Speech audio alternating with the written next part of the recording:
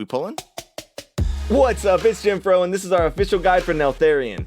Big thank you to our supporters on Patreon. Your support means the world to us, and it's what makes these videos possible. Neltharion is a 3-phase, mostly single target fight with no real optimal bloodlust spot. So the first thing to know about this boss is his unique mechanic, the walls. He spawns a bunch of rock walls at the beginning of each phase, and they're in different patterns for each phase. You can use a couple of different mechanics to break through the walls, and each phase gives you a different reason to want to do that. Since the boss also frequently rebuilds any of the broken walls, a lot of the fight hinges on breaking the right walls at the right time. Now let's get into the phases.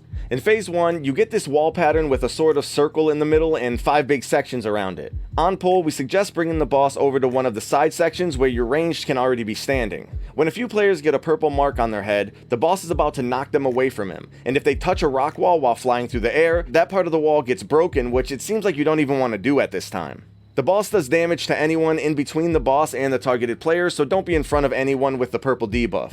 When a few players get an orange circle around them, they need to spread out because it explodes after a few seconds, doing a crazy amount of damage and applying a dot to anyone else in the circle. For the tanks, when the boss is casting Calamitous Strikes, the current tank is about to get knocked back, so they need to position themselves to get knocked back into a rock wall on the way to another section on the outside of the room. And then the off tank should immediately taunt after the cast because it leaves a big physical vulnerability on the tank. You definitely want to make sure to break a wall with this mechanic because of what comes right after this cast. The boss starts casting Echo and Fissure, which puts a big circle on the ground where the current tank is standing that explodes when the cast finishes, one-shotting anyone inside of it, doing raid-wide damage and spawning a bunch of swirlies to dodge. It leaves a big pool of lava on the ground too, so it's best to move to a new section whenever this is cast. The raid-wide damage part increases a lot with every cast, so healers need to make sure that the raid is healthy on the later ones. When the boss gets to 70% health, he despawns all of the current walls and channels raid-wide damage while the new wall pattern spawns starting phase 2.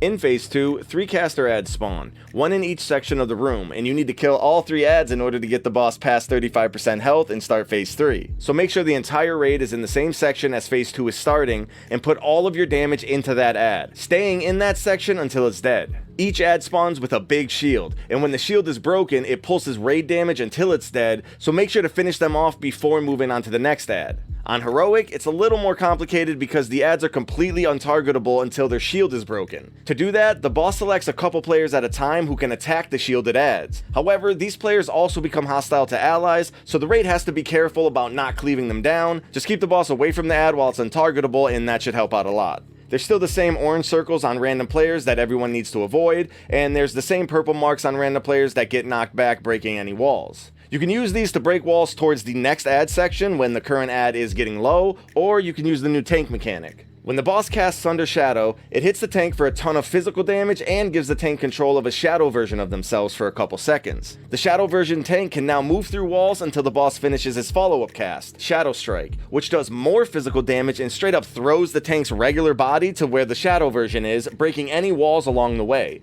This also applies a big vulnerability debuff, so the off tank should taunt after the follow-up cast. This is probably the preferable way to break the walls you need to break, but either way works. The final thing about this phase is that the boss occasionally casts Umbral Annihilation, which is a raid-wide explosion that increases in damage a lot every time it's cast. This is the main thing that makes you want to get out of this phase quickly. Once you kill all the ads, the boss starts phase 3. Quick disclaimer for this phase, the fight was bugged in testing, so unfortunately no one got to test it. This guide will be updated when we get footage of it, but for now, here's what we can tell you from the Dungeon Journal.